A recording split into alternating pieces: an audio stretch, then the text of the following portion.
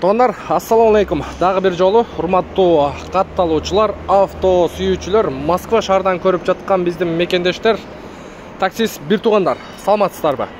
Буюрса, мына ушул машинадагы ушул Москва шаарынан сатууга коюлуп атат. Тагыраагы выкуптан өткөрүп берип атат, туугандар. Автоунаанын чыгарылган жылы 2020, кыймылдаткычтын көлөмү 1.6 автомат коробкада. Состояниясы аябай жакшы, комплектациясы дагы аябай жакшы, туугандар.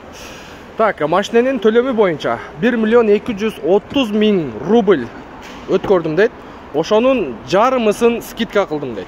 600.000 берсе, машинаны өткөрүп берем дейт. Калган 23 айыны 64.000 рубльдан төлөп чыгарып алсаңыздар болот экен. Кече ошо лизинговый компанияга барып, бардык документтерини тактап, өткөзүп берүүнү макулдашып, буюрса, ошо биздин канал аркылуу сатууга коюлуп жатат, деп атат ээси.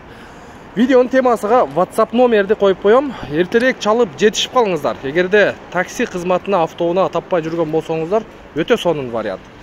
Бар жогуну өзүм үчүн жасадым дейт. Чехолдорду койдурдум, кымбат лампочкалерди койдурдум дейт. Иши кылса без вложения экен. Алып эле договорду түзүп, сразу эле ишке чыгып кете берсе болот дейт. Көрдүңүздөрбү? Бар жогу таптаза машина. Эртерээк жетишип калыңыздар.